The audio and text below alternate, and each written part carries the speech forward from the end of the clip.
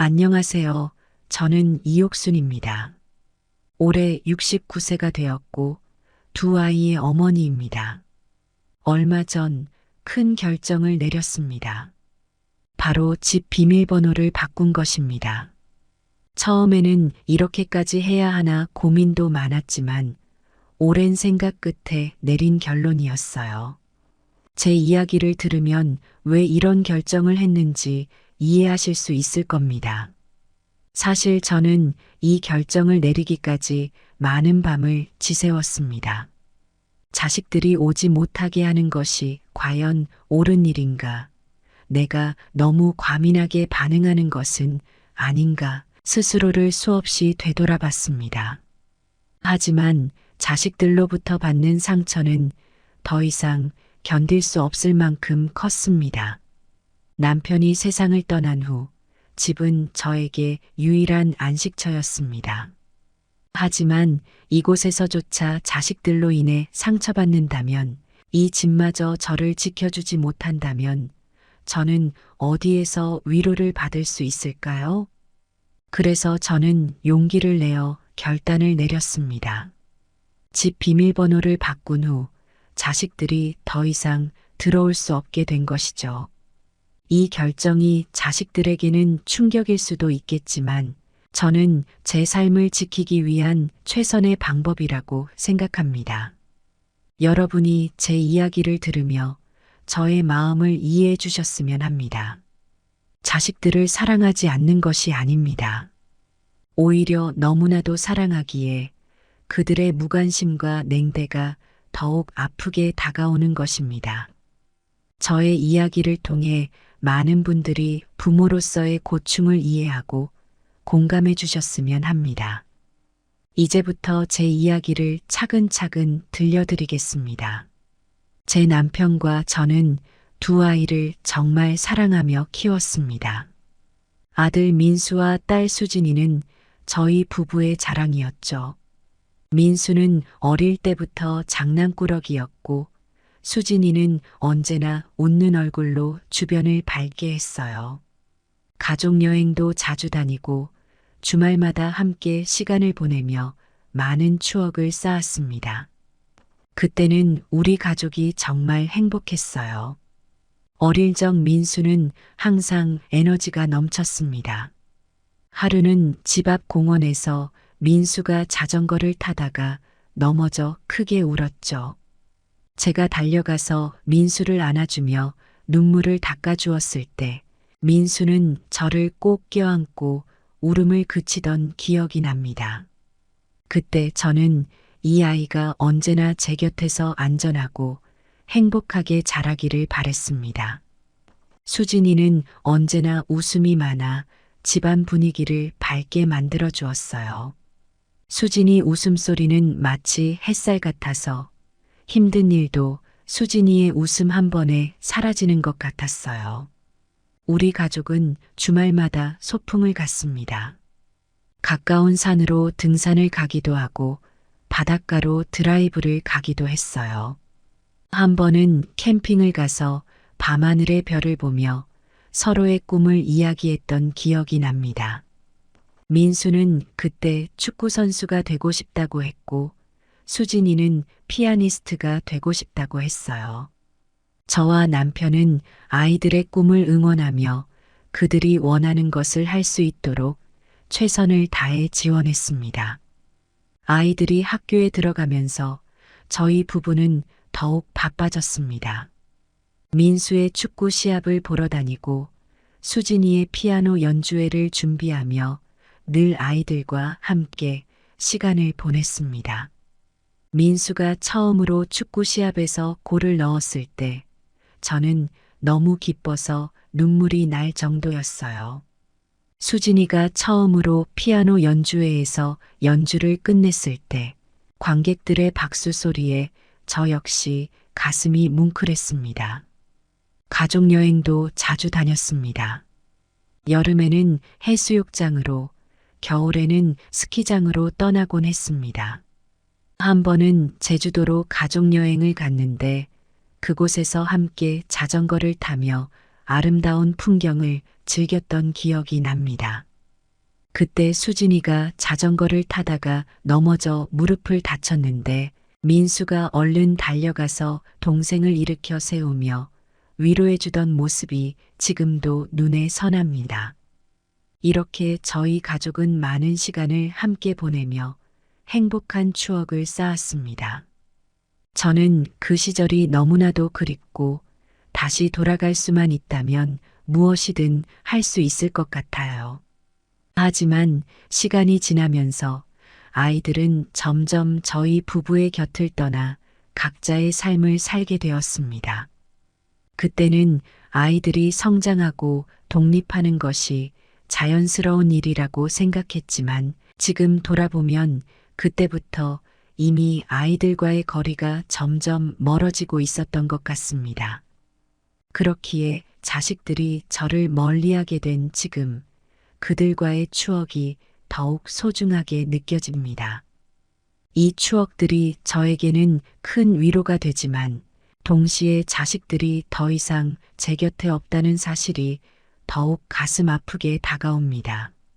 하지만 몇 년 전 남편이 갑작스럽게 세상을 떠나면서 모든 것이 달라졌습니다. 그날도 평소와 다름없이 시작되었지만 남편이 회사에서 돌아오지 않았습니다. 평소에는 저녁이 되면 집에 들어와 밝게 인사하던 남편이었는데 그날은 아무런 소식이 없었습니다. 시간이 지날수록 불안감은 커져만 갔습니다.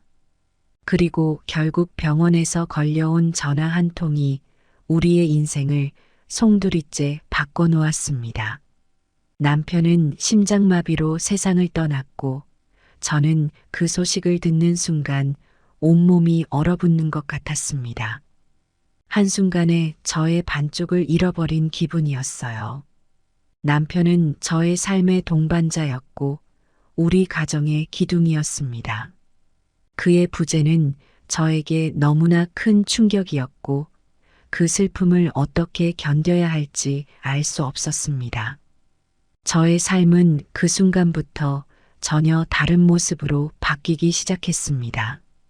남편이 없어진 후 저희 가정은 완전히 변했습니다. 남편이 살아있을 때는 집이 언제나 따뜻하고 활기찼습니다. 남편의 웃음소리와 다정한 말투, 그리고 그가 만들어내는 따뜻한 분위기가 우리 가족을 항상 행복하게 만들었습니다. 아침이면 남편이 가족을 위해 준비한 커피 향이 집안 가득 퍼졌고 저녁이면 다 함께 둘러앉아 웃으며 식사하던 시간이 그리웠습니다. 하지만 이제는 그 따뜻함이 사라지고 차가운 공기만이 남아 있었습니다. 집안 곳곳에는 그의 흔적이 남아 있었지만 그 흔적들은 이제 저에게 깊은 슬픔과 외로움을 안겨주었습니다. 그의 책상 위에 놓인 안경, 그의 향이 배어 있는 옷들, 그의 손때 묻은 도구들 모두가 저에게는 견디기 힘든 아픔이 되었습니다. 민수와 수진이도 그 사실을 받아들이기 어려워했지만 각자의 삶에 집중하기 시작했습니다. 민수는 직장에서 승진을 위해 노력했고 수진이는 가정을 꾸리고 아이들을 돌보느라 바빠졌습니다. 두 아이 모두 자신들의 삶을 꾸려나가기 위해 애쓰는 모습이었지만 그 과정에서 저와의 거리는 점점 멀어져만 갔습니다. 자식들은 자신의 슬픔을 잊기 위해 바쁘게 지냈고 저는 그들에게서 느껴지는 거리를 체감할 수밖에 없었습니다. 처음에는 저도 자식들을 이해하려고 노력했습니다. 자식들이 직장 생활에 지치고 새로운 가정을 꾸리느라 바쁘겠거니 생각했죠. 그들이 저를 돌보지 못하는 것도 어쩔 수 없는 일이라 생각했습니다. 남편을 잃은 슬픔에 잠겨 있었기 때문에 자식들에게 너무 많은 것을 바라지 않으려고 했습니다. 저 또한 남편의 부재로 인한 깊은 상실감을 극복하는데 많은 시간이 필요했습니다. 매일 밤 남편의 빈자리를 느끼며 잠을 이루지 못하는 날들이 많았습니다. 그리움이 밀려올 때마다 남편의 사진을 보며 눈물을 흘렸고 그의 목소리가 그리워 그의 남긴 메시지를 반복해서 듣곤 했습니다. 하지만 시간이 지날수록 자식들의 방문은 점점 더 뜸해졌습니다. 처음 몇 달 동안은 자주 찾아왔지만 시간이 지나면서 그 횟수는 점점 줄어들었습니다. 명절에도 자식들이 찾아오지 않는 일이 늘어났습니다. 설날 전에 수진이에게 전화를 걸었는데 일이 바쁘다며 다음에 보자고 했습니다. 민수도 마찬가지였습니다. 자식들이 바쁘게 살아가는 것을 보며 저도 그들을 이해하려고 했습니다. 하지만 자식들이 저를 점점 더 멀리하게 되면서 저는 혼자 지내는 시간이 많아졌습니다. 남편이 떠난 후 집은 더 이상 따뜻한 안식처가 아니었습니다. 그때마다 남편 생각이 더 많이 났어요. 남편이 살아있었다면 이렇게까지 외롭지는 않았을 텐데 말이죠. 제가 자식들에게 너무 의지하려 했던 것일까요? 아니면 자식들이 저를 너무 쉽게 잊어버린 것일까요? 저는 그 답을 찾기 위해 많은 시간을 고민했지만 결국 혼자서 이 모든 것을 견뎌내야 한다는 사실만이 분명해졌습니다. 한동안은 자식들이 다시 찾아올 거라 믿고 기다렸습니다. 매일 아침 일어나서 오늘은 누가 찾아오지 않을까 기대하며 하루를 시작했지만 그 기대는 번번이 실망으로 바뀌었습니다. 한 번은 추석을 맞아 자식들이 오기를 기다리며 정성껏 음식을 준비했습니다. 전을 부치고 갈비찜을 만들며 자식들과 함께 보낼 시간을 기대했죠. 하지만 결국 그날 저녁이 되도록 아무도 오지 않았습니다. 민수나 수진이나 역시나 바쁘다는 핑계를 대면서요. 그날 밤 저는 혼자서 차린 음식을 바라보며 눈물을 흘렸습니다. 자식들은 저를 점점 더 멀리했고 저는 그 속에서 홀로 버텨야 했습니다. 자식들이 다시 찾아올 거라는 희망을 품었지만 그 희망은 점점 사라져갔습니다. 자식들이 저를 외면하는 현실 속에서 저는 혼자서 모든 것을 감내해야 했습니다. 어느 날 급하게 병원에 가야 할 일이 생겼습니다. 심장이 갑자기 두근거리며 답답해졌고 어지럼증이 몰려왔습니다. 저는 놀라서 민수와 수진이에게 전화를 걸었습니다. 민수야, 엄마가 지금 상태가 안 좋아서 병원에 가야 할 것 같아. 엄마, 지금 회사에서 중요한 회의 중이야. 좀 이따가 다시 연락할게. 민수는 전화를 급히 끊었습니다. 실망감이 밀려왔지만 수진이에게도 연락을 해보았습니다. 수진아, 엄마가 갑자기 몸이 안 좋아서 병원에 가야 할 것 같아. 너 혹시 올 수 있니? 엄마, 지금 애들 때문에 정신이 없어. 미안하지만 지금은 좀 어려울 것 같아. 나중에 다시 얘기해요. 수진이 역시 바쁘다며 거절했습니다. 결국 저는 혼자 택시를 타고 병원에 갔습니다. 병원 대기실에서 차가운 의자에 앉아 기다리는 동안 마음은 더욱 무거워졌습니다. 의사에게 진료를 받고 나서도 아무도 곁에 없다는 사실이 너무나도 서글펐습니다. 병원에서 집으로 돌아오는 길에 눈물이 차오르는 것을 참을 수 없었습니다. 남편이 곁에 있었다면 이 상황이 달라졌을까요? 하지만 그는 이제 없고 자식들은 저를 외면하고 있었습니다. 그날 밤 저는 고독감에 잠을 이룰 수 없었습니다. 그 후로도 여러 번 자식들에게 도움을 요청했지만 돌아오는 건 늘 같은 답변이었습니다. 한 번은 집안에 수도관이 터져서 급하게 민수에게 전화를 걸었습니다. 민수야, 집에 수도관이 터져서 물이 넘쳐 흘러. 빨리 와줄 수 있니? 엄마, 지금 회사에서 중요한 프로젝트 때문에 바빠. 나중에 보수업체를 불러. 또 한 번은 전등이 나가서 수진이에게 도움을 청했습니다.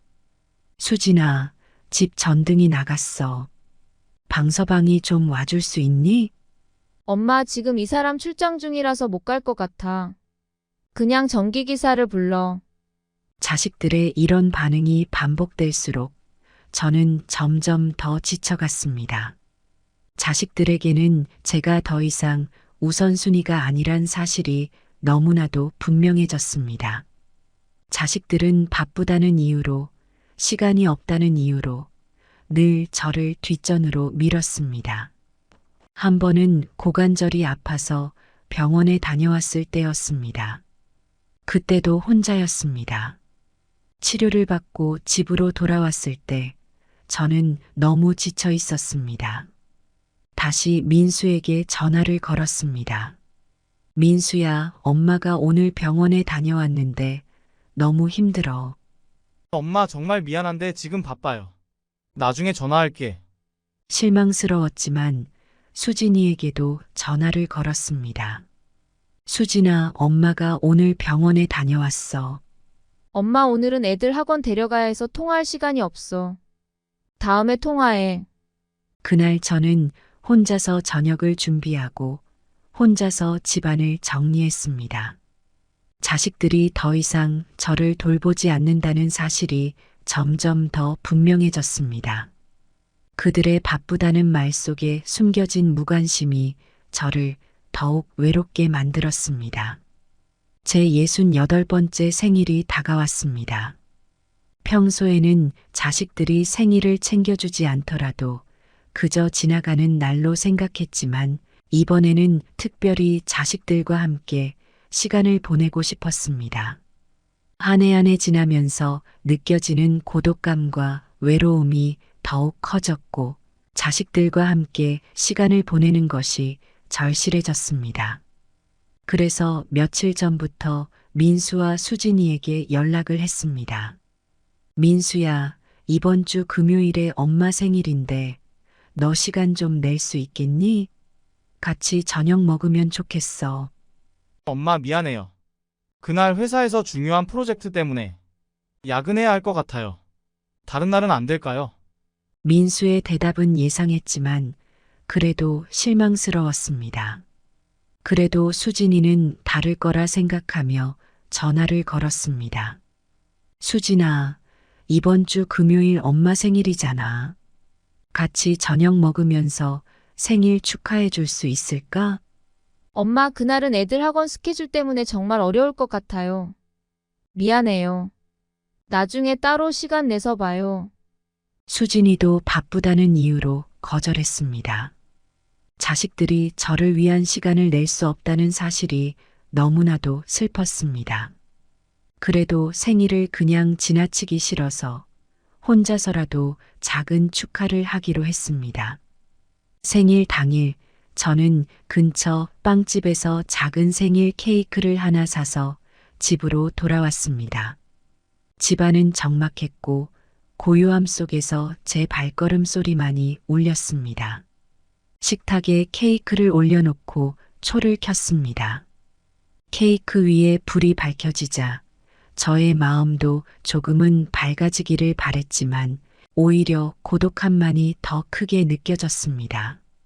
저는 홀로 앉아 촛불을 바라보며 생일 축하 노래를 조용히 불렀습니다. 생일 축하합니다. 생일 축하합니다. 사랑하는 옥순이 생일 축하합니다. 노래를 부르는 내내 목이 메어왔습니다. 자식들과 함께 보낼 수 있었다면 얼마나 좋았을까 생각하니 눈물이 차올랐습니다. 촛불을 끄기 전에 소원을 빌었습니다. 제발 자식들이 저를 좀 더 이해하고 찾아와 주기를. 촛불을 후 불어 끄고 나서 케이크를 잘라 혼자서 한 조각을 먹었습니다. 하지만 아무리 맛있는 케이크라도 혼자 먹으니 씁쓸하기만 했습니다. 자식들이 있는 번호로 전화를 걸어보려 했지만 그마저도 망설여졌습니다. 이미 거절당한 상태에서 다시 전화를 걸어봤자 더 큰 실망감만 안겨줄 것 같았습니다. 눈물이 흘렀지만 그 눈물조차도 위로가 되지 않았습니다. 남편이 살아있었더라면 그는 절대 저를 이렇게 홀로 두지 않았을 것입니다. 자식들이 바쁘다는 이유로 제 생일을 외면한 현실이 너무나도 가혹하게 느껴졌습니다. 그날 밤 저는 혼자서 침대에 누워 눈을 감았습니다. 생일을 축하받지 못한 서글픈 마음이 가슴 깊이 남아 잠들기가 힘들었습니다. 자식들과 함께했던 과거의 추억들이 스쳐 지나갔고 그때가 그리웠습니다. 자식들이 점점 더 저를 멀리하는 현실을 받아들이는 것이 너무나도 고통스러웠지만 결국 저는 이 고독한 생일을 통해 자식들과의 거리감을 다시금 실감하게 되었습니다. 작년에는 손자의 첫 돌잔치가 있었습니다. 저는 손자의 첫 돌을 기념하는 중요한 순간을 놓치고 싶지 않았어요. 그래서 돌잔치 준비에 조금이라도 도움을 주고 싶어서 아들 민수에게 연락을 했습니다. 전화를 걸어 민수야, 돌잔치 준비하는데 내가 도와줄 게 있으면 말해줘. 너희가 바쁠 테니 내가 도와줄게 라고 말했지요. 하지만 민수는 이미 모든 것을 준비했으니 오지 않아도 된다고 했습니다. 엄마 다 준비됐으니까 굳이 오지 않아도 돼요. 저희가 알아서 할게요. 라며 거절했어요. 그래도 손자의 첫 돌이니 참석하고 싶어서 직접 찾아갔습니다. 돌잔치 당일 저는 예쁜 한복을 입고 정성껏 준비를 마치고 집을 나섰습니다. 손자의 첫 돌은 저에게도 큰 의미가 있는 날이었으니까요. 하지만 돌잔치 장소에 도착했을 때 저를 반겨주는 이는 아무도 없었습니다. 민수와 며느리는 손님들을 맞이하느라 바빴고 저는 그저 구석에서 멀뚱히 서 있을 수밖에 없었어요. 마음속에 쓸쓸함이 밀려왔지만 손자의 얼굴을 보는 것만으로도 위로가 될 것이라 생각하며 자리를 잡고 앉았습니다. 돌잔치가 진행되는 동안 저는 여러 번 외로움을 느꼈습니다. 가족 사진을 찍을 때도 저를 빼고 찍었고 저는 그저 멀리서 그 장면을 지켜봐야 했습니다. 가족 사진을 찍는 순간은 특히 마음이 아팠습니다. 손자를 안고 행복해하는 민수와 며느리 그리고 그들의 친구들이 찍는 사진 속에 저는 없었습니다. 자리를 찾아 앉아 있던 저는 마치 남의 집 행사에 온 것 같은 기분이 들었습니다. 주변의 다른 사람들은 저를 신경 쓰지 않았고 저는 그저 한켠에서 홀로 식사를 해야 했습니다. 돌잔치가 끝나고 돌아오는 길에 저는 참으로 많은 생각이 들었습니다. 그날 집으로 돌아오면서 왜 제가 이토록 외로운지 자문하게 되었습니다. 내 아들 민수는 왜 나를 이렇게 대할까? 나는 무엇을 잘못했을까 하는 생각이 머릿속을 떠나지 않았습니다. 손자의 첫 돌잔치는 제가 손꼽아 기다리던 순간이었지만 그날의 경험은 저에게 큰 상처로 남았습니다. 돌잔치가 끝난 후 집으로 돌아오는 길은 유난히 길고 힘들게 느껴졌습니다. 집에 도착해서 한참을 울었던 기억이 납니다. 자식들에게는 그저 짐이 된 걸까? 나는 더 이상 필요 없는 존재일까 하는 생각이 머릿속을 떠나지 않았습니다. 손자의 첫 돌이라는 특별한 날에도 저는 그저 방관자로서의 역할밖에 할 수 없었습니다. 이런 상황이 계속 반복될수록 저의 마음은 점점 더 무너져 내렸습니다. 그날 이후로 저는 자식들과의 관계에 대해 깊이 생각하게 되었고 스스로를 지키기 위한 결단을 내리게 된 것입니다. 이렇게 저는 손자의 첫 돌잔치에서도 외로움을 느끼고 그날의 경험이 제 마음에 깊은 상처로 남았습니다. 자식들과의 관계가 더 이상 회복될 수 없다는 것을 깨닫고 저는 제 삶을 다시 돌아보게 되었습니다.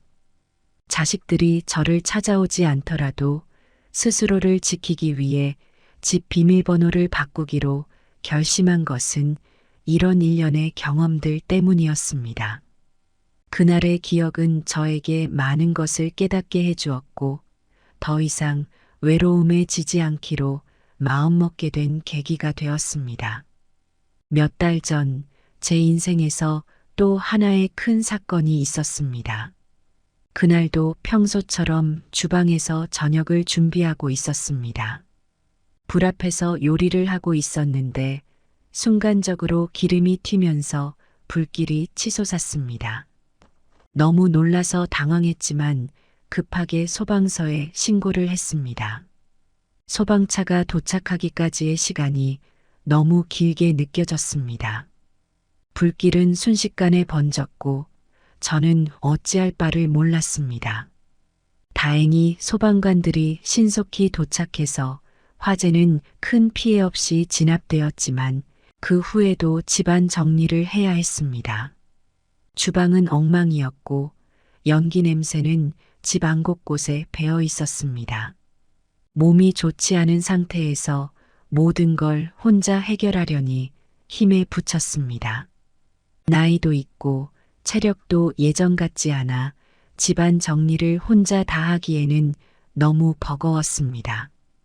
그래서 아들 민수와 딸 수진이에게 도움을 청했습니다. 전화를 걸어 상황을 설명하며 민수야, 수진아, 엄마가 큰일이 났어. 주방에 불이 나서 지금 집이 엉망이야. 와서 좀 도와줄 수 있겠니? 라고 부탁했습니다. 그러나 두 사람 모두 바쁘다는 이유로 오지 못하겠다는 답변을 했습니다. 민수는 엄마 불 다 끈 거죠? 지금 못 가요. 나중에 갈게요. 수진이는 엄마 애들 돌봐야 해서 나갈 수가 없어요. 다음에 도와줄게요. 라고 말했습니다. 결국 저는 이웃의 도움을 받아 집을 정리해야 했습니다. 같은 아파트에 사는 이웃이 상황을 알고 도와주겠다고 나섰습니다. 그분들은 정말 친절하게도 저를 도와주셨습니다. 이웃의 도움을 받는 동안 저는 자식들이 아닌 이웃의 도움을 받아야 하는 현실이 너무 서글펐습니다. 자식들에게는 어쩌면 제가 더 이상 중요한 존재가 아닐지도 모른다는 생각이 머릿속을 떠나지 않았습니다.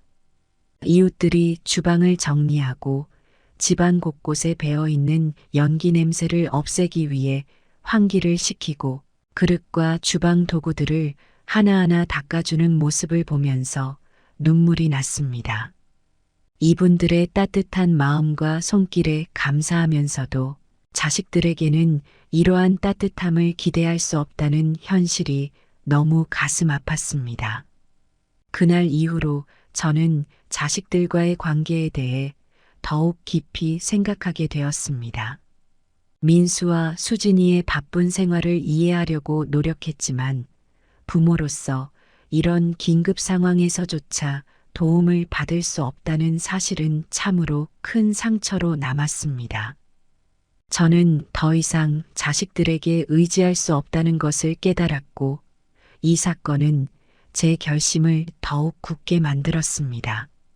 자식들이 아닌 제 스스로의 삶을 지키기 위해 집 비밀번호를 바꾸기로 한 결정이 더 이상 주저할 필요가 없다는 것을 확신하게 되었습니다. 자식들에게는 미안한 마음도 있었지만 더 이상 외로움과 실망 속에서 살고 싶지 않았습니다. 그날 밤 비밀번호를 바꾸기 전에 많은 생각이 들었습니다.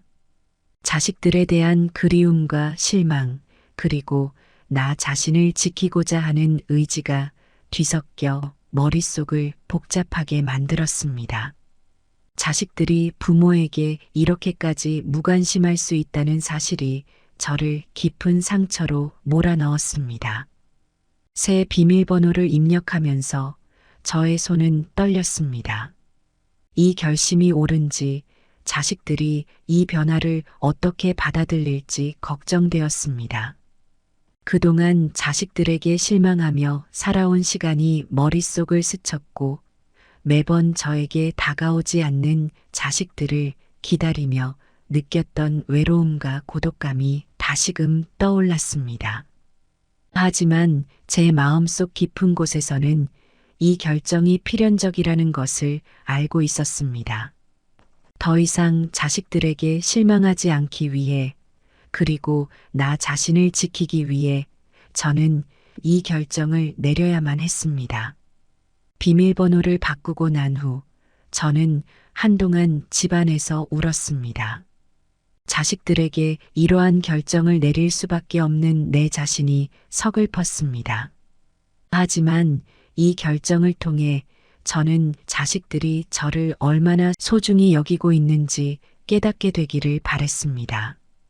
자식들이 이 변화에 놀라며 자신들의 행동을 반성하기를 희망했습니다.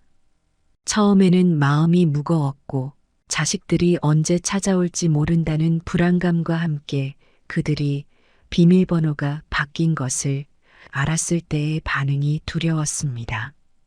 그들이 집에 찾아와 문이 열리지 않자 저에게 연락을 해올 때 어떤 말을 해야 할지 고민도 많이 했습니다. 그러나 시간이 지날수록 오히려 마음이 편해졌습니다. 더 이상 자식들이 언제 찾아올지 또 언제 실망할지 걱정하지 않아도 되었기 때문입니다.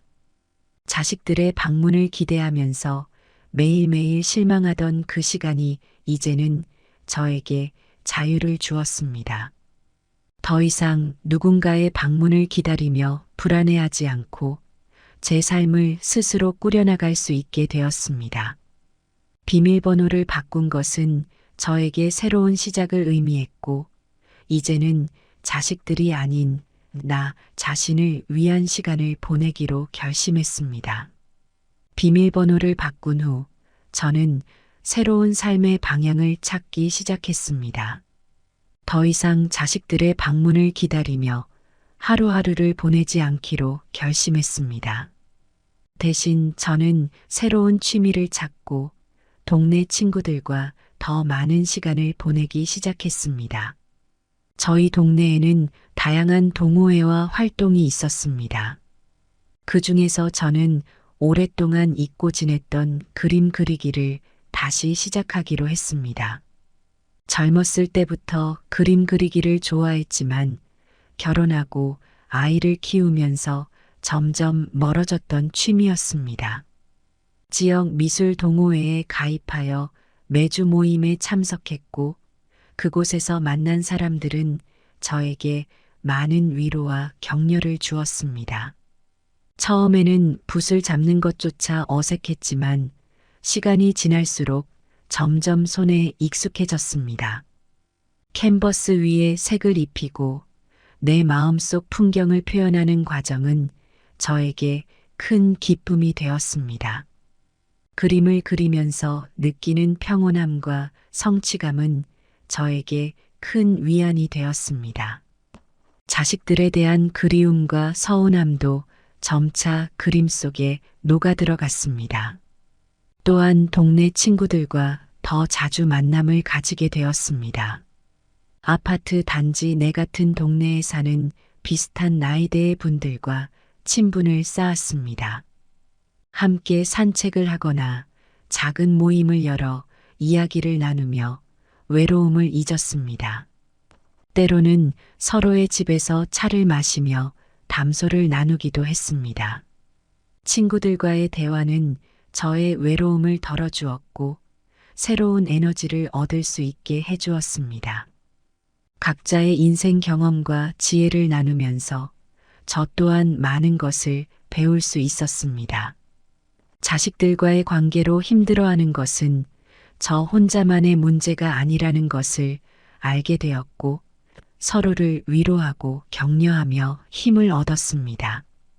동네 친구들과의 모임에서 웃고 떠들며 시간을 보내는 동안 저는 점점 더 자식들의 부재에 대한 아픔에서 벗어날 수 있었습니다. 새로운 취미와 친구들과의 만남을 통해 저는 제 삶의 새로운 의미를 찾을 수 있었습니다. 자식들이 아닌 나 자신을 위한 삶을 살아가는 것이 얼마나 중요한지를 깨닫게 되었습니다. 비밀번호를 바꾸는 결심이 저에게 큰 변화를 가져왔고 저는 다시금 제 삶을 살아가기로 결심했습니다. 물론 때때로 자식들 생각이 나지 않는 것은 아닙니다. 특히 명절이나 특별한 날에는 더욱 그렇습니다. 하지만 이제는 그 생각이 저를 완전히 지배하지 않습니다. 만약 자식들이 이 이야기를 듣게 된다면 그들이 제 마음을 이해하길 바랍니다.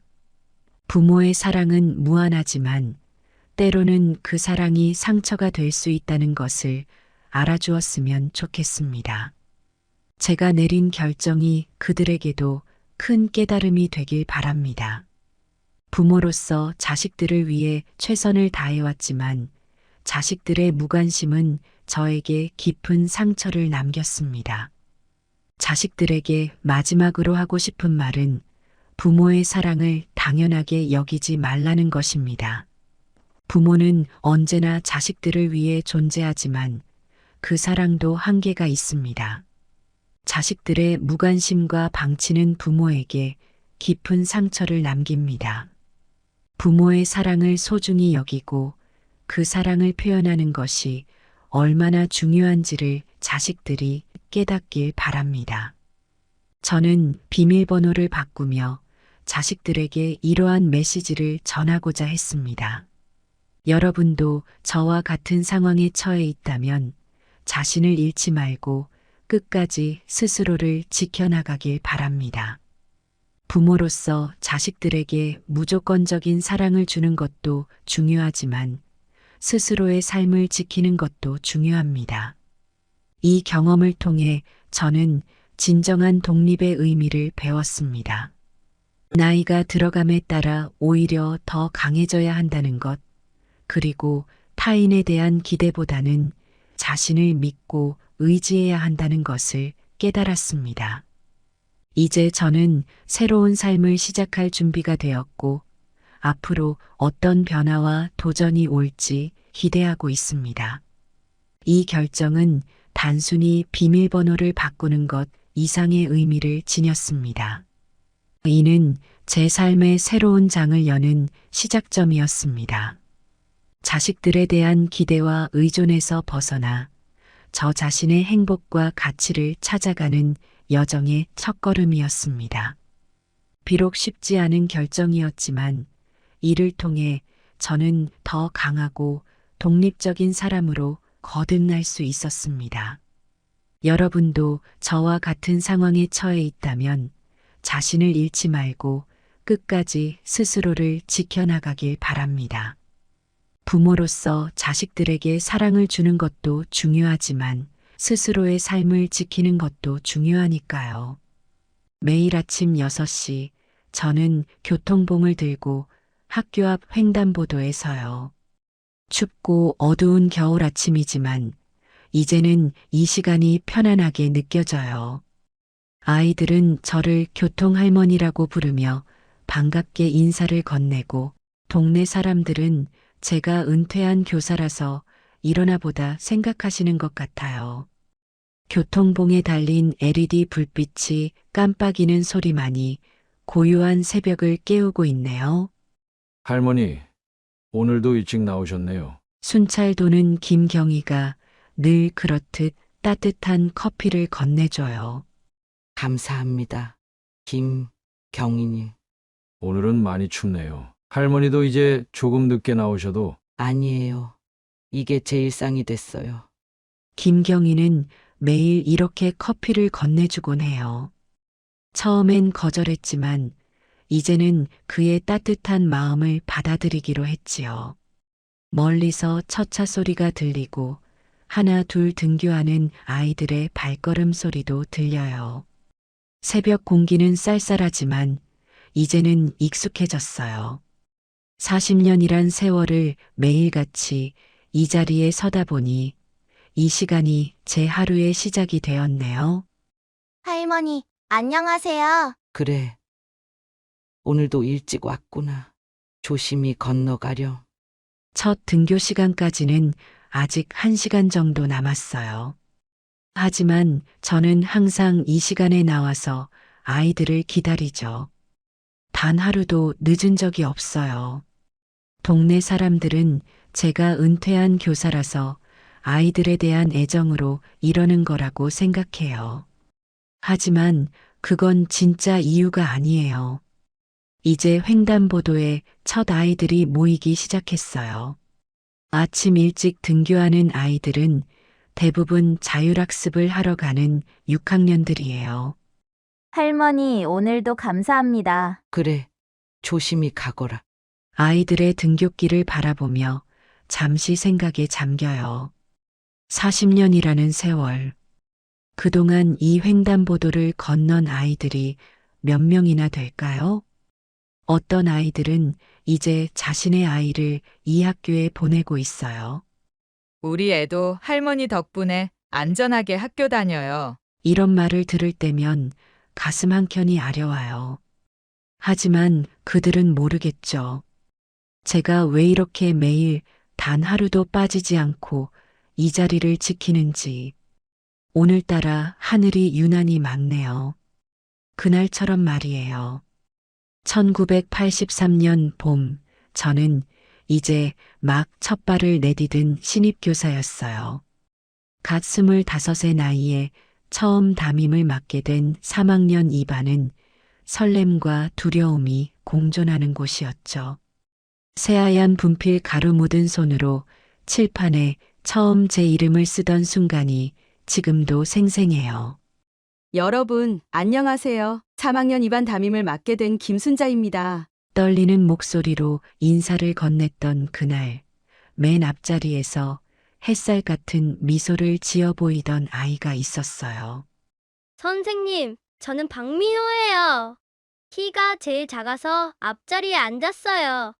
그렇게 저는 민호를 처음 만났어요. 매일 아침 제일 먼저 와서 교실을 정리하고 칠판을 깨끗이 지워두던 아이였죠. 선생님, 제가 창문도 다 닦아놨어요. 아침 공기가 상쾌해서 더 일찍 왔더니 시간이 남았거든요. 다른 친구들이 숙제를 못 해왔을 때도 쉬는 시간에 함께 도와주겠다고 나서고 청소 시간이면 늘 꼼꼼하게 구석구석을 닦던 아이였어요.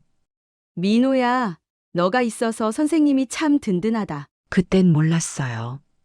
그 말이 민호에게 건네는 마지막 인사가 될 줄은요. 봄이 깊어가던 5월, 날씨가 유난히 좋았어요.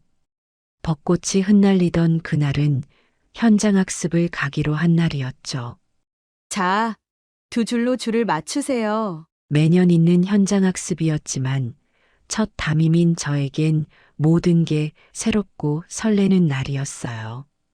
아이들의 질서 정연한 줄을 맞추느라 정신이 없던 그때 늘 그렇듯 민호가 먼저 나서서 도와주겠다고 했어요. 선생님, 제가 뒷줄 정리할게요. 민호의 그 말이 마지막이었어요. 잠시 한 아이가 줄을 이탈했고 그쪽으로 시선을 돌린 순간 수업 시간에 배운 대로 횡단보도를 건너던 아이들, 갑자기 들린 타이어 미끄러지는 소리, 그리고 이어진 비명. 그날의 일은 40년이 지난 지금도 제 가슴 한켠에 깊은 상처로 남아있어요. 봄바람에 흩날리던 벚꽃잎들, 아이들의 웃음소리, 그리고 그 순간의 침묵까지도요. 봄은 그렇게 끝이 났어요. 더 이상 교단에 설 자격이 없다고 생각했죠. 사표를 쓰고 집에서 몇 달을 나오지도 못했어요. 밤마다 악몽에 시달렸어요. 매일 밤 같은 생각이 반복됐죠. 내가 민호를 보고 있었더라면, 내가 조금만 더 신경 썼더라면, 왜 하필 그 순간 다른 곳을 봤을까? 사표를 쓰고 집으로 돌아오던 날, 제 발걸음은 무거웠어요. 교무실에 사표를 내려갔다가 아이들의 교실을 마지막으로 보고 싶어 3학년 2반으로 향했죠. 선생님, 제가 오늘도 칠판 깨끗이 닦아놨어요. 민호의 목소리가 아직도 귓가에 맴도는 것 같았어요. 텅 빈 교실의 민호 자리에는 그날의 일기장이 놓여 있었죠. 오늘은 현장 학습 가는 날이에요. 선생님이 걱정하지 않게 열심히 줄도 서고 친구들도 잘 도와줄 거예요. 일기장을 덮으며 눈물이 흘렀어요. 이제는 더 이상 이곳에 있을 자격이 없다고 생각했죠. 집으로 돌아와 며칠을 꼬박 누워만 있었어요. 밥도 거의 먹지 못했고 잠도 제대로 이루지 못했죠. 밤마다 악몽에 시달렸어요. 선생님, 저 여기 있어요. 꿈에서 민호가 자꾸 저를 부르는 것 같았어요. 잠에서 깨어나도 민호의 목소리가 귓가에 맴돌았죠. 어머니가 걱정하셔서 병원에도 다녀왔어요. 의사 선생님은 외상 후 스트레스라며 약을 처방해 주셨지만 제 마음의 상처는 쉽게 아물지 않았어요. 창밖을 보면 등교하는 아이들이 보였어요. 그때마다 창문을 닫고 커튼을 쳤죠. 아이들의 웃음소리가 들리면 귀를 막았어요. 순자야, 이러다 너가 병이 나겠다. 어머니의 걱정 어린 목소리도 제 귀에는 들리지 않았어요. 그저 하루하루를 버티며 살았죠. 그러던 어느 날이었어요. 장 보러 나갔다가 무심코 학교 앞을 지나게 됐어요. 횡단보도 앞에서 발걸음이 멈췄어요. 그날처럼 아이들이 줄지어 서 있었죠. 앞사람 어깨에 손 얹고 좌우 살피고. 선생님의 구령 소리가 들렸어요. 그런데 뭔가 이상했어요. 선생님 혼자서는 앞뒤를 다 살필 수가 없어 보였어요. 아이들은 너무 많고 차들은 계속 지나가고 그때였어요. 내가 할 수 있는 일이 있을지도 모르겠다. 처음으로 제가 해야 할 일이 보였어요. 제가 있어야 할 자리가 보였죠. 집으로 돌아와 오랜만에 거울을 봤어요. 수척해진 얼굴이 보였죠. 하지만 눈빛이 달라져 있었어요. 다음 날 아침 일찍 일어나 세수를 했어요. 밥도 제대로 먹었죠. 어딜 가려고 하는 거니? 걱정스러운 어머니의 물음에 처음으로 미소를 지어 보였어요. 제가 있어야 할 곳에 가려고요. 매일 아침 6시 제가 학교 앞 횡단보도에 서기 시작한 건 그날부터였어요. 처음엔 허름한 조끼 하나에 교통봉도 없이 서 있었죠. 동네 사람들이 이상한 눈으로 쳐다봤어요. 교통경찰이 와서 물었어요. 여기서 뭐 하시는 거죠? 아이들이 안전하게 길을 건널 수 있도록 돕고 싶어요. 민간인이 이러시면 안 됩니다. 위험할 수도 있고 공식적인 허가도 없으시잖아요. 하지만 전 그 자리를 떠나지 않았어요. 매일 아침 같은 시간에 나와 서 있었죠. 학교 교감 선생님도 찾아오셨어요. 김순자 선생님, 이러지 마세요. 모두가 걱정하고 있어요. 죄송합니다. 하지만 이게 제가 할 수 있는 일인 것 같아요. 한 달이 지나고 2달이 지나도 전 그 자리를 지켰어요. 비가 오는 날은 우산을 들고, 더운 날은 책 넓은 모자를 쓰고, 추운 날은 두꺼운 패딩을 입고, 경찰서에서 첫 번째로 마음을 열어주셨어요. 이왕 하시는 거 제대로 하시죠. 형광색 조끼와 교통봉을 건네주셨어요. 교통안전 교육도 받았죠. 학교에서도 조금씩 변화가 생겼어요. 아침 조회 때 선생님들이 제 얘기를 해주셨대요. 우리 학교 앞에는 특별한 교통 도우미 선생님이 계십니다. 아이들이 하나둘 인사를 건네기 시작했어요. 안녕하세요, 선생님. 조심히 건너가렴. 시간이 흘러 어느새 교통 할머니라는 말이 자연스럽게 퍼졌어요. 장마철이 찾아왔을 때 걱정하는 목소리가 들렸어요. 할머니, 오늘은 비가 너무 많이 와요. 들어가세요. 괜찮아. 이 정도 비는 문제 없어. 태풍이 온다는 날에도 폭설이 내리는 날에도 그 자리를 지켰어요. 할머니, 오늘은 쉬세요. 아니에요. 이게 제 일상이에요. 한 번도 빠진 적이 없었죠. 감기에 걸려 열이 나도 다리가 아파도 시간이 흐르면서 점점 더 많은 이야기가 들려왔어요. 우리 애가 할머니 덕분에 안전하게 학교 다녀요. 매일 이 시간에 할머니를 뵈면 안심이 돼요. 어느새 이게 제 삶의 이유가 되었어요. 아침이면 자연스럽게 발걸음이 이곳으로 향했고 아이들의 웃음소리를 들으며 하루를 시작하는 게 일상이 되었죠. 할머니, 제가 커서 경찰이 될 거예요. 할머니처럼요. 이런 말을 들을 때면 가슴 한켠이 뭉클해져요. 간혹 민호 생각이 날 때면 마음이 아프지만 이제는 견딜만해요. 제가 지키는 이 아이들 속에 민호도 있다고 생각하니까요. 여름이 가고 겨울이 오고 봄이 가고 가을이 와도 저는 이 자리를 지켰어요. 어느새 40년이라는 시간이 흘렀네요. 처음 이 자리에 섰을 때만 해도 이렇게 오랫동안 서 있게 될 줄은 몰랐어요. 이제는 제가 처음 가르쳤던 아이들의 아이들이 이 길을 건너요. 세월이 참 빠르게 흘렀죠. 할머니, 저희 엄마가 할머니 얘기를 많이 해주셨어요. 이런 말을 들을 때면 새삼 세월의 흐름을 실감해요. 하지만 전 여전히 매일 아침 이 자리에 서요. 비가 오나 눈이 오나 매일 같은 시간에. 왜냐하면 이제 이게 제 삶이니까요. 아이들을 지키는 일 그것만이 제가 살아가는 이유가 되었으니까요. 물론 지금도 가끔은 그날이 떠올라요. 하지만 이제는 달라요. 제가 여기 있어야 할 이유를 알게 되었으니까요. 2024년 졸업식 날 봄바람이 불어오던 아침이었어요. 벚꽃잎이 하늘하늘 춤추며 떨어지던 그때 40년 전 그날과 똑같은 풍경이었죠. 늘 그렇듯 아침 6시 전 학교 앞 횡단보도에 서 있었어요.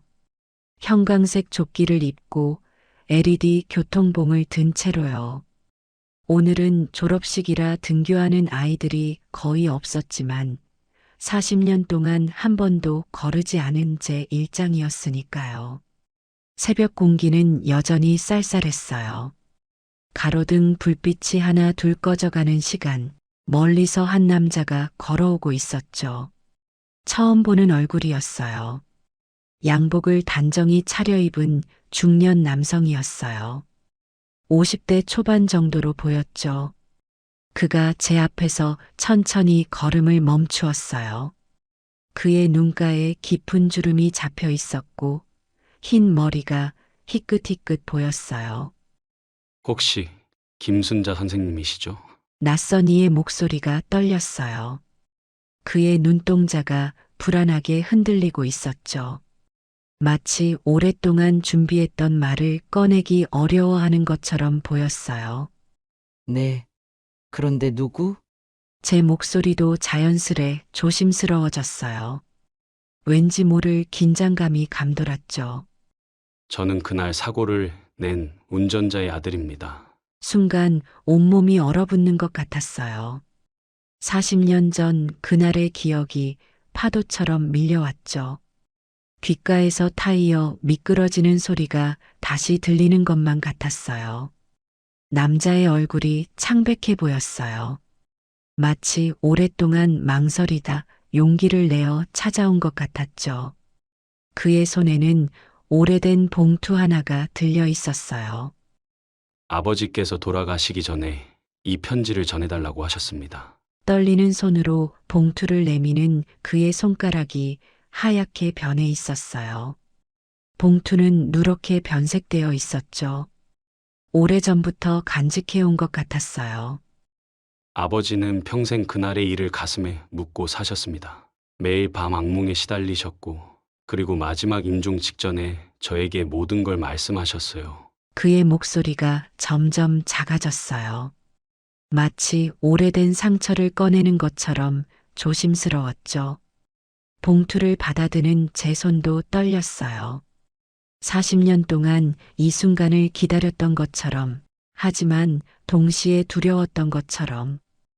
아버지의 마지막 고백이 담겨 있습니다. 40년 동안 아버지도 선생님도 너무 힘드셨을 것 같아서 그의 목소리가 흔들렸어요. 눈가에 맺힌 눈물을 참으려 애쓰는 게 보였죠.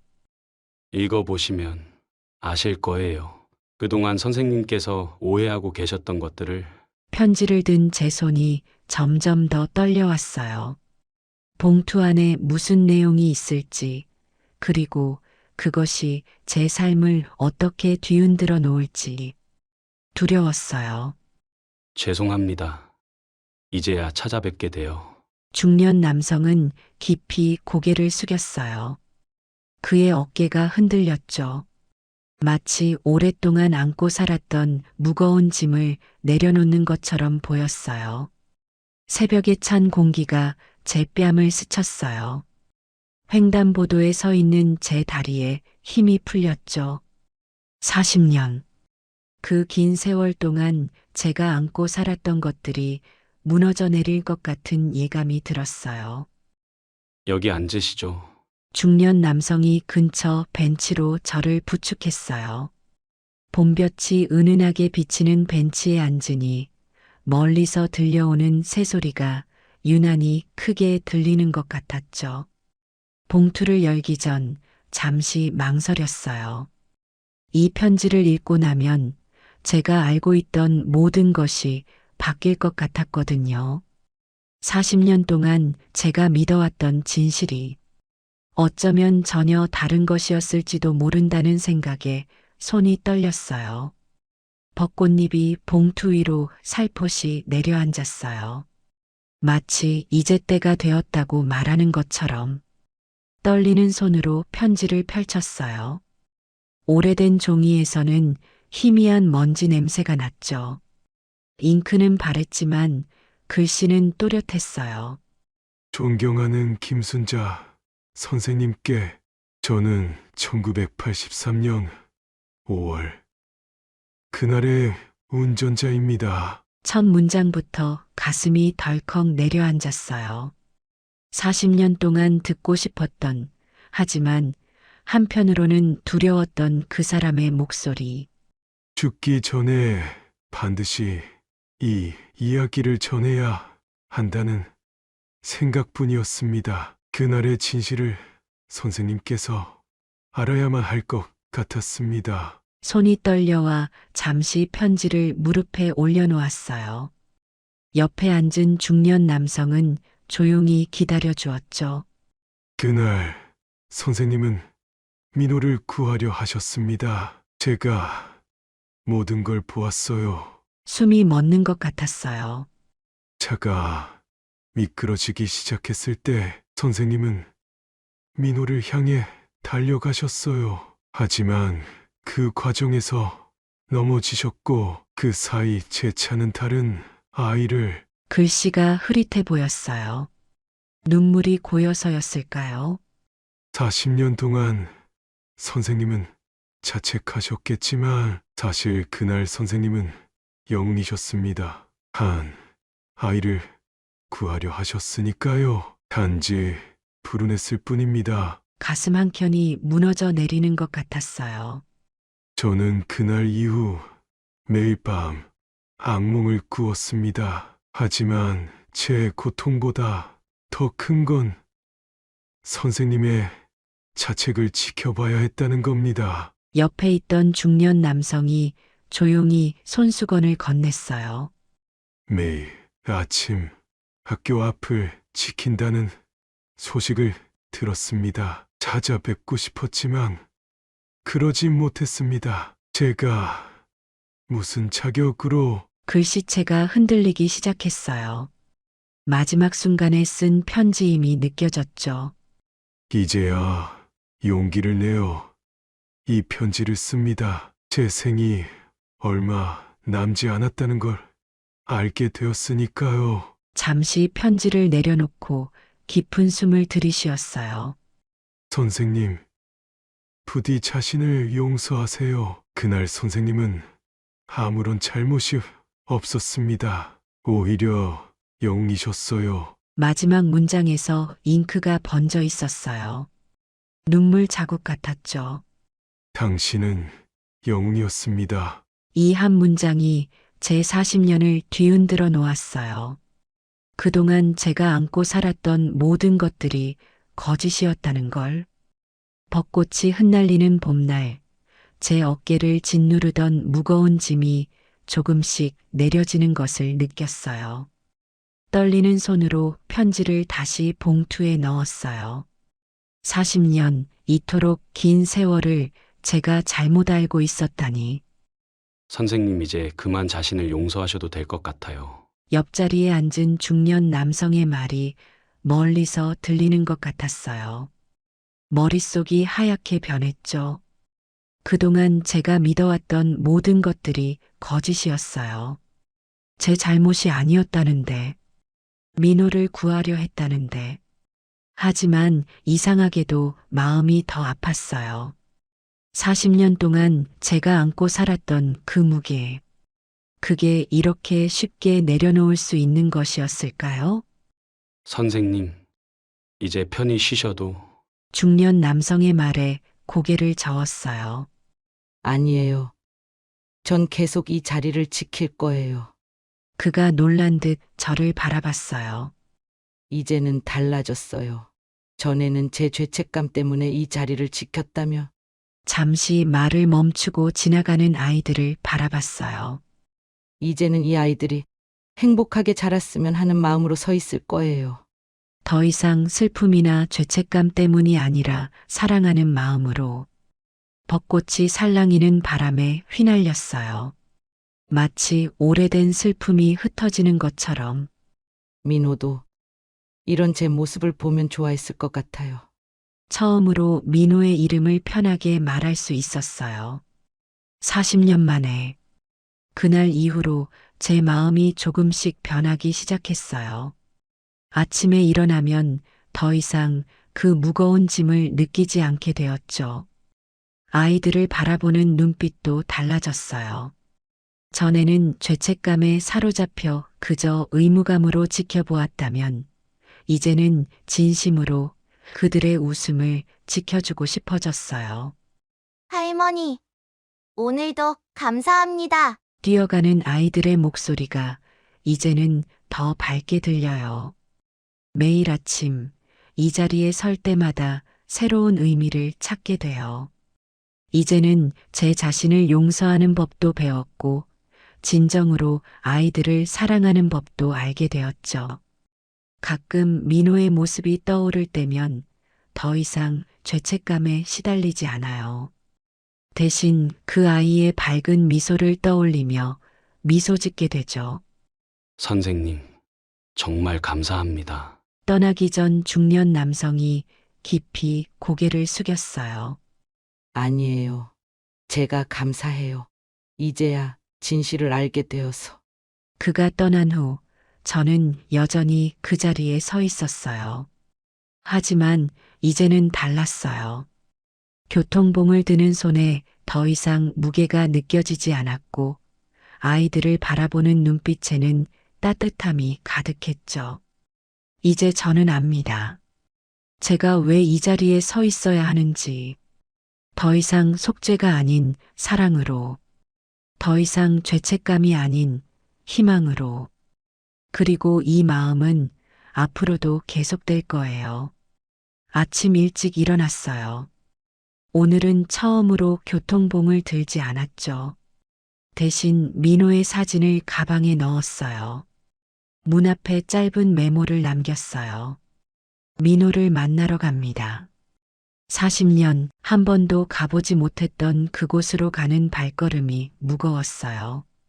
버스를 타고 도시 외곽으로 향했어요. 창밖으로 스치는 풍경이 낯설었죠. 그동안 저는 학교와 집만 오가며 살았으니까요. 민호야, 이제야 너를 만나러 가는구나. 가방 속 민호의 사진을 꺼내 보았어요. 3학년 2반 단체 사진이에요. 맨 앞줄 가운데에서 환하게 웃고 있는 민호. 키가 제일 작아서 앞자리에 앉았어요. 그날 민호가 했던 말이 생각나네요. 창밖으로 벚꽃이 흩날렸어요. 그날처럼 어제 읽은 편지가 자꾸 떠올랐어요. 제가 민호를 구하려 했다는 사실. 하지만 그건 중요하지 않았어요. 단 한 번도 찾아가지 못했다는 게 더 마음 아팠으니까요. 죄책감에 사로잡혀 도망치기만 했던 저였으니까요.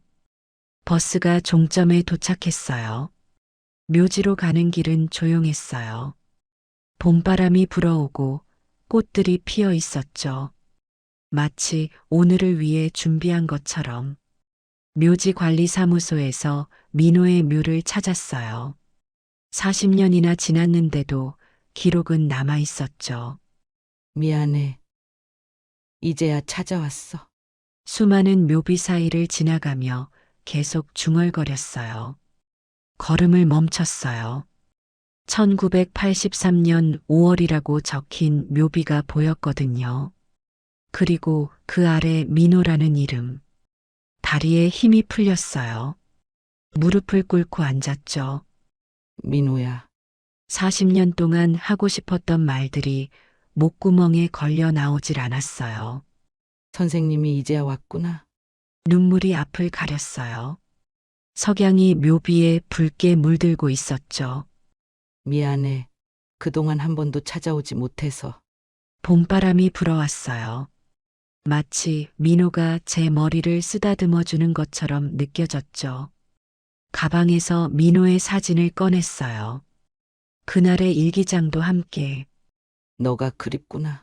멀리서 발자국 소리가 들렸어요. 하지만 돌아보지 않았죠. 이 순간만큼은 민호와 단둘이 있고 싶었으니까요. 묘비를 닦아내기 시작했어요. 이끼가 조금 끼어 있었죠. 그동안 얼마나 많은 계절이 지나갔을까요? 선생님, 그동안 많이 힘드셨죠? 마치 민호의 목소리가 들리는 것 같았어요. 늘 저를 걱정하던 그 아이. 미안해, 민호야. 너가 걱정했던 것처럼 선생님이 잘하지 못했어. 일기장을 펼쳤어요. 마지막 장에는 그날의 기록이 남아 있었죠. 오늘은 현장 학습 가는 날이에요. 선생님이 걱정하지 않게 열심히 줄도 서고 친구들도 잘 도와줄 거예요. 글씨가 흐릿해 보였어요. 제 눈물 때문이었나 봐요. 선생님, 저 잘 자랐어요. 이제 그만 슬퍼하셔도 돼요. 바람이 불 때마다 벚꽃잎이 날아왔어요. 마치 민호가 저를 위로해 주는 것처럼. 발자국 소리가 점점 가까워졌어요.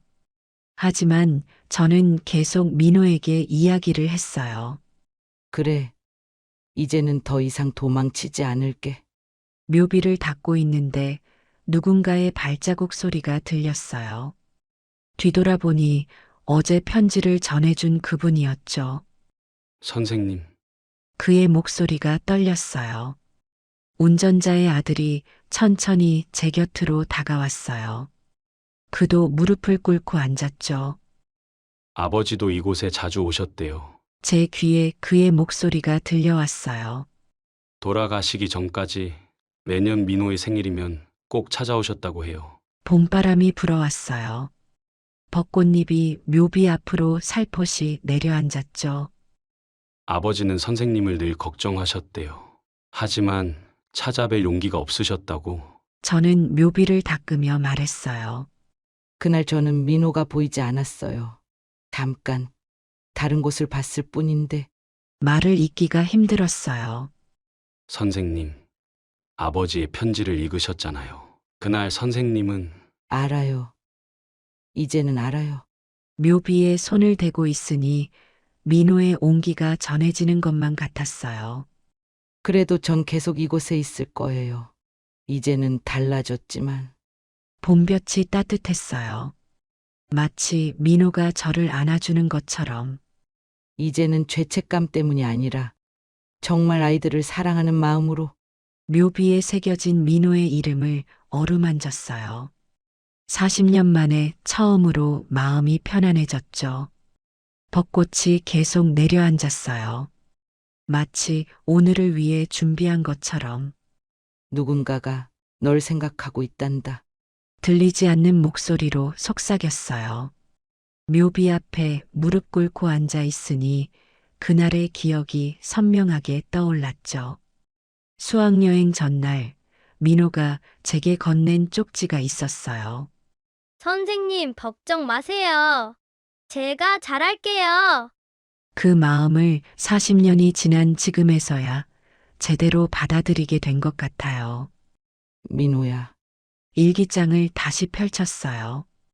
마지막 장을 넘기니 그동안 못 봤던 글씨가 있었죠. 선생님이 계셔서 정말 행복해요. 눈물이 터져 나왔어요. 그동안 이 마음을, 이 글을 못 보고 살았다니. 운전자의 아들이 조용히 손수건을 건네주었어요. 아버지도 이 자리에서 많이 우셨대요. 벚꽃이 계속 내려앉았어요. 하늘이 점점 붉어지고 있었죠. 버스에 올라타자마자 운전자의 아들이 제 옆자리에 앉았어요. 선생님, 아버지 이야기를 좀 더 들려드려도 될까요? 창밖으로 해가 저물고 있었죠. 고개를 끄덕였어요. 아버지는 그날 이후로 삶을 포기하려고 하셨대요. 가슴이 덜컥 내려앉았어요. 처음엔 술로 버티셨대요. 하지만 점점 더 힘들어지셨고 버스가 덜컹거렸어요. 그의 목소리가 떨렸죠. 어머니가 발견하신 거예요. 화장실에서. 손수건을 꺼내 눈물을 닦았어요. 그가 계속 이야기를 이어갔죠. 그 후로 정신과 치료도 받으셨어요. 매일 밤 악몽에 시달리셨대요. 아이들 웃음소리만 들려도 가슴이 떨리셨다고. 창밖으로 지나가는 풍경이 흐릿해졌어요. 작년에 말기암 진단을 받으셨어요. 그때부터 편지를 쓰기 시작하셨대요. 봉투를 꺼내 저에게 보여주었어요. 수십 장의 편지 초안이 있었죠. 한 글자 한 글자 정성 들여 쓰셨어요. 이 진실을 꼭 전해야 한다고. 버스가 멈췄다 출발할 때마다 그의 이야기는 계속되었어요. 돌아가시기 전날 마지막으로 부탁하셨어요. 꼭 선생님을 찾아가라고. 저도 모르게 그의 손을 잡았어요. 우리 모두 힘들었네요. 그가 고개를 끄덕였어요. 네. 하지만 이제는 모두 끝났어요. 창밖으로 별이 보이기 시작했어요. 아버지도 이제는 편히 쉬실 수 있겠죠? 눈물을 닦으며 웃었어요. 네. 이제는 모두 편히 쉴 수 있을 거예요. 버스는 천천히 도시로 향했고 우리의 마음도 조금씩 가벼워지는 것 같았어요. 집에 돌아오자마자 편지 봉투를 다시 펼쳐보았어요. 그런데 거기서 작은 봉투가 하나 더 나왔죠. 운전자님께 민호의 부모님이 보낸 편지였어요. 떨리는 손으로 편지를 펼쳤어요. 저희도 알고 있었습니다. 그날 선생님이 민호를 구하려 했다는 걸. 숨이 멎는 것 같았어요. 경찰 조사 과정에서 목격자들이 모두 증언했다고 해요. 선생님이 민호를 향해 달려갔다고. 눈물이 흘러내렸어요. 하지만 선생님이 너무 힘들어하시는 모습을 보며 차마 말씀드리지 못했습니다. 창밖에서 들려오는 귀뚜라미 소리. 운전자님, 저희는 이미 당신을 용서했습니다. 사고는 누구의 잘못도 아니었으니까요. 편지를 덮었다 펴기를 몇 번. 부디 이 편지가 당신에게 닿기를, 그리고 김순자 선생님께도. 마지막 문장에서 눈물이 번졌어요. 모두가 서로를 생각하고 있었네요. 제 마음속 깊은 곳에서 무언가가 움직이는 것 같았어요. 다음 날 아침, 늘 그렇듯 6시에 일어났어요. 하지만 오늘은 달랐죠. 교통봉 대신 하얀 국화 다발을 들고 집을 나섰어요. 민호의 나이만큼 준비했죠. 새벽 공기가 상쾌했어요. 어제와는 다른 마음으로 횡단보도에 섰죠. 할머니, 오늘은 교통봉이 아니라 꽃다발이네요. 첫 등교 학생이 신기한 듯 물었어요.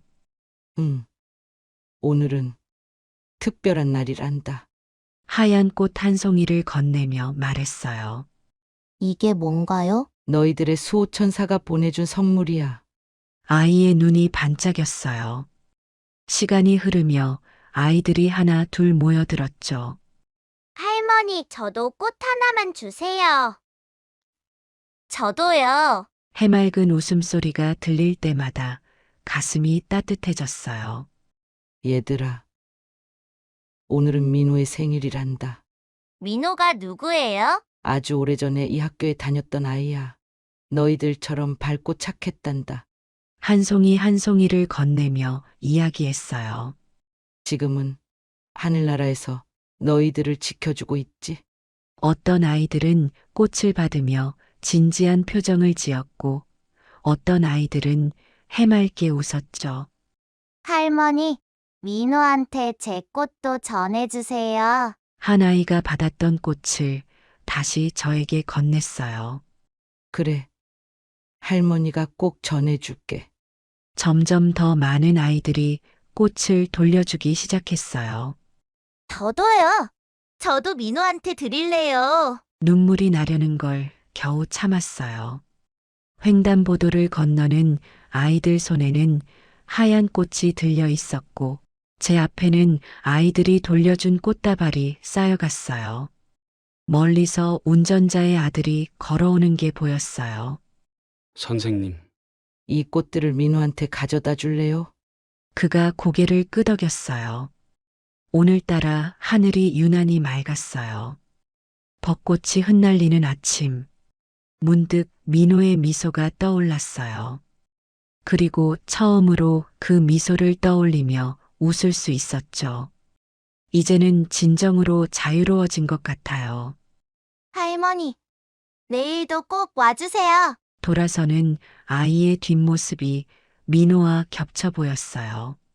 그래. 내일도 모레도 계속 있을 거야. 이제는 죄책감이 아닌 사랑하는 마음으로. 아침 햇살이 제 어깨를 비추고 바람은 봄의 속삭임을 전해와요. 횡단보도에 흩날리는 벚꽃잎들이 하얀 춤을 추고 그 사이로 아이들의 웃음소리가 퍼져나가요. 시간은 강물처럼 흘러갔지만 이제야 진정한 봄을 맞이한 것 같아요. 민호가 남긴 발자국을 따라 걸으며 40년의 그림자가 마침내 빛으로 변해가요. 누군가는 말해요. 용서란 자신에게 주는 선물이라고. 오늘에서야 그 말의 의미를 온전히 알게 되었네요. 하얀 꽃잎이 내 발치에 쌓이고 아이들의 맑은 목소리가 하늘로 퍼져가요.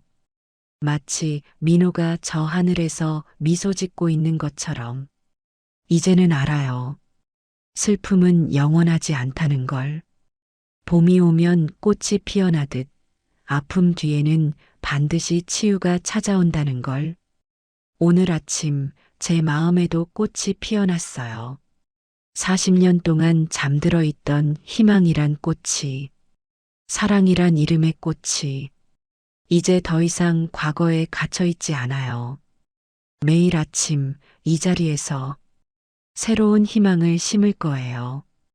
아이들의 웃음소리가 들릴 때마다 민호의 미소가 함께할 거예요. 그리고 저는 봄바람처럼 햇살처럼 아이들 곁을 지켜줄 거예요. 영원히